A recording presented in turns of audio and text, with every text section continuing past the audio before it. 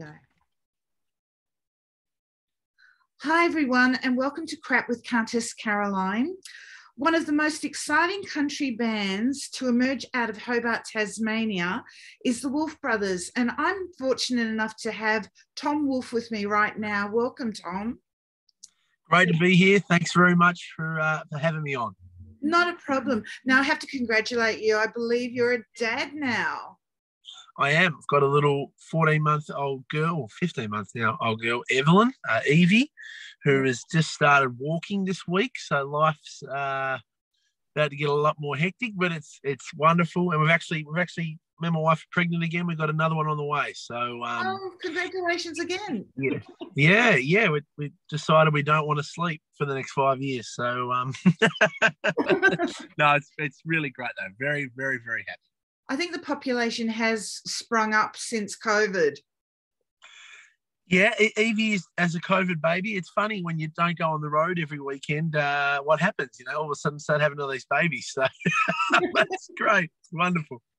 Now, you grew up on a fruit farm, and it's a 4-generation fruit farm, I believe. It is. So our great-grandfather purchased the place in 1899. So what are we, 123 years we've been there?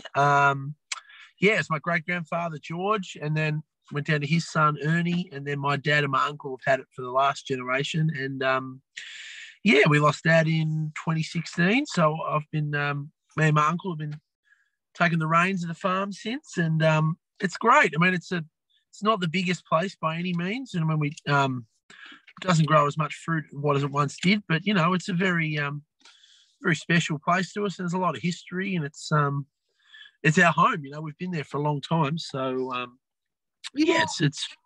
Sorry, you and your brother live on the farm, don't you? I live on the farm now. My brother he just bought a place actually in the north of the state. I think, you know, he thought maybe if we live at both ends of the state, it'll keep the band together longer. But we did. He lived there up to a couple of years ago, but his wife's family are in the north of the state, so touring and heading out every weekend sort of thought it'd be easier if they were a little bit closer to her family. So yeah, look, it's great though. Like, we love it. You know, it's just our special little part of the world. You know, and we're very lucky to call it home. Yeah.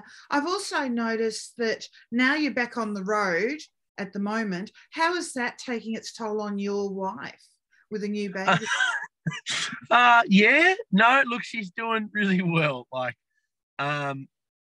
it's been hectic and it's busy, and but luckily, you know, my mum's a great grandparent, and Evie's mum and dad Ali's mum and dad are wonderful too. So there's a lot of good family that are there to help out. And touring these days in Australia is not so much you leave for 6 weeks and then come back. It's kind of like, you know, for example, I've got 4 shows this week, so I'll fly out tomorrow morning and then I'll be back Sunday. So it's not too bad. I kind of usually get 4 or 5 days at home a week. So, and when I'm home on those days, I'll have Evie for a few days on my own, and Ali can go to work, and we have dad and daughter days, and very much be as hands-on as I possibly can.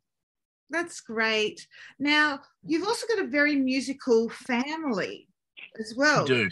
Your great-grandfather played the fiddle, is that right? Yeah, they played fiddle. Our granddad played the sax, and he had his own little orchestra called the Wolfe Family Orchestra.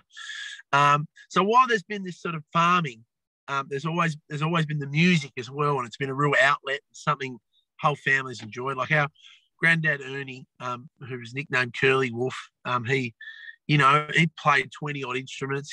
His main thing was the saxophone. He had his own family band, which he called the Wolfe Family Orchestra, and he used to travel around and play all the town halls. And it's funny, you know, it's kind of ironic because Ernie and my dad as well was in a rock and roll band called Midnight Revival and played the drums, and they all really wanted to pursue music and really wanted to make that their passion and their career, but they always had the farm, and they couldn't really kind of leave, so they sort of kept it as a bit of a side thing. So when me and Nick were sort of growing up, our dad was very much like, don't worry about the farm, Don't worry about that. If you want to do music, chase it, do it, enjoy it, love it. You don't need to worry about any of this. So that was really special for us. So we sort of, in a way, I kind of feel like we're the byproduct of generations of these hardworking men and women, and me and Nick are kind of out following our dreams, and it's kind of because of that groundwork they laid for us, you know. So it's wonderful. It's music's such a great thing. It's brought our family together so much, you know. Great to have that sort of support too from your family. Absolutely. Like, Mum and Dad have been amazing. You know, I mean, obviously, I think being a muso and doing what we do is the best job in the world. Obviously, you know, there's been hardships and sacrifices you have to make to do it. I mean, the last couple of years in particular, you know, we're just literally, we went from touring every night, playing festivals, and 2020 was meant to be our best year. Then we were literally forced into unemployment, you know. So there's lots of ups and downs, but I think the ups definitely outweigh the downs. And yeah, we've been amazing. The sacrifices that our wives, our mum and dad and family have done to support us doing this has been been exceptional, really. It's been amazing. Now in 2010 you brought out an EP, your first EP, and then sometime after that, you went on to Australia's Got Talent. Do you think being part of that process on Australia's Got Talent, it's helped your career, elevate it? Absolutely. You know, reality TV is not reality. That's the first thing I definitely say. It's about the furthest thing away from reality. For us, overall, that was a really positive experience. We got asked that year they went on this show. The producers really wanted to do more bands and music for Australia's Got Talent. So, you know, it sort of came to our attention that they wanted us to sort of audition. And we sort of actually all said no. And we had a lady at the time who was managing and working with us, and she was like, "Boys, you've got to do it, because if you do it, you know, I can get you more gigs." Our goal at that moment was we wanted to get off Tassie and do gigs on what we call the mainland, and get out, you know. So that was sort of what we thought would be a great opportunity for us. And I think we did 5 performances on that show, and I think we did 4 original songs. So very lucky to sort of have that opportunity on national TV to play, not just play our music, but play our own songs that we've written. So look, I think it was a breath of fresh air at the time. I think Australia sort of watched it and went, there's no drama here, there's no story, there's no real hardships. Basically, here's a bunch of kids that love playing music and they want to get out and do it. And I think that sort of really set us up for what has been the next decade of touring and playing live and getting out and about playing our songs. So for us, it was a very positive experience. Okay, now let's fast forward to today. You've got 1 live album, 5 studio albums, 5 awards, 20 nominations, and 2 golden guitars. Amazing, isn't it? I know. Where do you see yourself in the next 5 years? Well, we'd really just like to keep building. We had a really great momentum going pre-COVID. 2020 was meant to be our year. You know, we had a tour of Canada booked. We had 35 shows through Canada. We had just signed an international record deal. We were going over to America for a few months of promo. And obviously that all fell through. Now, everyone's lost the momentum. But for us, this year in particular has been getting back out on Australia, playing live to as many people as we possibly can. And our goal really is just to keep making the best music we possibly can, and the most authentic and honest music we really can. I think that's what country music's about, and that's really what good music is about. If it's real, if it's honest, it's authentic, and that's really what we are focusing on and really want to do. And we'd like to get back over to Canada and do that tour, which I think is going to happen next year. We really just want to cement ourselves in Australia as one of the premium acts in Australian country music. You know, that's sort of our goal. We'd really like to be the goal would be to be the number 1 country group, you know, in Australia. That's probably what we're sort of looking towards. So we'll keep doing it as long as people want us to keep doing it, basically. I can tell you, you're definitely going to be that. That will be for sure. I hope so. I hope so. What's your favourite thing about working with your brother? What's the most thing? Well, you know, honestly, there's a connection, I think, with siblings where you don't even need to sort of say, you know, what you're thinking or what you're doing. I think in particular, like playing live and making music in the studio, you know, we can be doing something and be listening back to a song and both of our brains are already going, we need to do this. And we sort of know we don't even need to tell each other. So there's a real connection there. You know, when we're playing live and when the band's really cooking and when it's, you know, just really, it's a great crowd and it's really, really happening. That for us, I think I know for both of us, that's the best feeling, you know, because I mean, music's really about, well, I think for us, it's about connection, you know, and when we're all connected and everyone in the band's rocking and the crowd's just connected with the song and having a great time, that's when it's the best, you know. And for brothers, I tell you what, we get on really well. We work really well together. He's got his strengths, I've got my strengths, you know, and I think we complement each other really well, and we do our best to lift each other up, you know. I mean, we have brotherly fights, but overall it's pretty tame. It's pretty tame. Family fights, believe you me. yeah. No, we're pretty good. It's funny if me and Nick fight, have a little brothers tiff, and we're on the road with the other boys in the band. They don't even bother about it now. They're just like, oh yeah, whatever. And literally 5 minutes later, we'll be laughing again. So it's good. It's funny. Now, you've also toured with Lee Kernahan. I can never say his surname. Yeah, Kernahan. Yeah. Because there's a Carlton player, Kernahan, and then there's a Kernahan. Yeah. You get it confused. And you've actually recorded with him as well. What was that like? Look, we've had the most wonderful relationship with Lee. So Lee actually saw us on Australia's Got Talent 10 years ago, believe it or not. And he was at a point in his career where he was really looking to change things up, and he was actually looking for a new band. So we got the phone call out of the blue that, would you like to come and audition to be Lee Kernaghan's band? And we were like, okay, wow, well, let's do this. So you know, it was kind of ironic that, I mean, we were playing rodeos and B&S balls and, you know, country gigs and country pubs, and we were playing his songs anyway. And then all of a sudden we're doing it with him.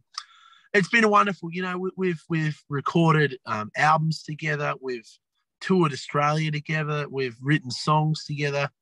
And we've created a friendship that is just, it's lifelong, you know, and he has been, I would say, one of our biggest supporters, you know, always about lifting us up, getting us in front of people. He's really believed in us. Is like he's believed in us since the beginning as much as, say, like our parents would. You know, he's been such a wonderful man to us, and like he really, when he got us out, you know, on the road, playing in front of huge crowds every night, and a lot of those fan base is now our fan base. So it's honestly, it's been incredible, absolutely incredible. Okay, now you're currently booked up until 2023 with your Startin Something tour. What can your fans expect from that performance? What will they take away? Well, I think one thing we've noticed is being back out after the last couple of years is just how much we are loving it. Like, we've never taken it for granted. We've always loved it, but there is definitely this newfound love and passion for playing live. And I don't just think that's in the band. I think it's in the audiences too. I think so many people have missed it, and to be back out doing it is really special. It's a fun show. We're playing stuff off the Kids on Cassette album all the way through to the EP, which we talked about in 2010. It's a lot of fun. Our goal is, you know, when we get on stages, we give everything we've got to make sure everyone in that room has the best night they possibly can and gets lost in the music, can relax and have a night off, because that's what people deserve, you know, and that's what music does. It helps us, really embrace some good times. So it's a fun show. It's a really fun show, and we're loving it so far. And I think people will really enjoy it. Okay, I just want to run through some of those dates for people in Victoria. Sure. 23rd of June, Hallam Hotel in Hallam. 24th of June, York on Lilydale Event Centre at Mount Evelyn. 14th of July, the Commercial Hotel South Morang. 15th of July, the Gateway Hotel Corio.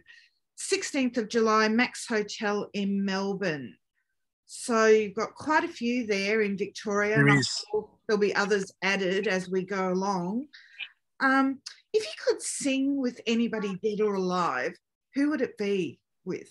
Dead or alive? Oh, that's a great question. Well, look, I mean, I'm a Beatles nut, first and foremost. So I think like Paul McCartney, you know, I mean, he's kind of a living genius. I mean, you know, so, I mean, there's a very slim chance, but there is a chance that could happen. I mean, you know, he's 80 and he's still touring. From the country world, you know, I mean, like some of those trailblazer guys like Johnny Cash, Willie Nelson, you know, I mean, they just wrote the book. You know, they wrote the book and they did so much. I think Waylon, I think it'd be incredible to just, even if it wasn't sing with them, just be amazing to just be in a room and just talk to them and just hear the stories. And, you know, we're a big fan of those songwriter storytellers, you know, those guys like Johnny Cash. And they didn't just sing it, they lived it, you know, and I think there's something really special about those people. So, yeah, look, you know, I'll put it out to the universe, Paul McCartney, if you're up for a duet, we Wolfe Brothers put our hands up. Let's make it happen. The guys are there, don't worry. Now, your latest release is with a duet with Amy Sheppard called Something Good's Gonna Happen. How did that all come about? That is a wonderful song. It's a fun song. It's a really fun song to play live. And I mean, we love what Amy brings to the song. We actually first met Sheppard. We were playing an NRL match together as pre-show entertainment about 6, 7, or maybe even 8 years ago. And we did the sound check and it was pouring with rain. And then they just said, I'll just wait in the stadium. We're just going to delay the start of the game. So they put us in a green room, like at the bottom of the stadium, like in the basement. We had no phone reception. In the meantime, we're all hanging out, having a chat. They cancelled the game because it got completely flooded out. And they never told us. And then literally a janitor come past later on and he's like, what are you guys doing here? The game's not on. So that was how we first met. And we've played lots of festivals with Sheppard. Amy's actually came down to Tassie, hung out with Nick and I. We've done some songwriting together. So, look, there's a great friendship there. And when we were sort of working on the Kids on Cassette album, we wanted to do a duet with a female, and she was honestly the first one we thought of. We thought, well, let's ask Amy if she would jump on this. And she was literally like, within 2 minutes, we're like, hey, Amy, we'd love you to be on this song. This is the song. She texted straight back and she's like, let's do it. I'm in. Let's do it. I'll record the vocals this week. So, really fun. We got to go to Tamworth together. We got to play that at the awards recently. Incredible, and great reaction from that one from people live. You know, it's just fun. It's just a lot of fun to play. You know, I think that's going to get you a lot of awards. That song, I absolutely love it myself. I love it. I love that energy. Let's put that out there to the world.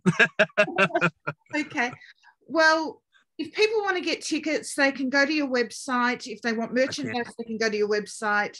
It's www.wolfebrothers.com. It is. Wolfe has an E. Sorry about that, people. Yeah, we have an E. But, yeah, look, we'd love to see a website there. And, of course, we're on all the social media platforms, and we've even been jumping into the world of TikTok lately. So you don't have to look too far and you can find us. Okay, look, thank you very much for having a chat with me on CRAP.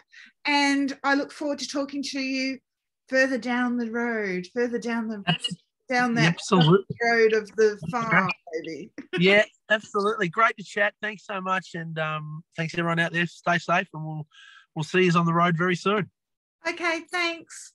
Bye. Thank you.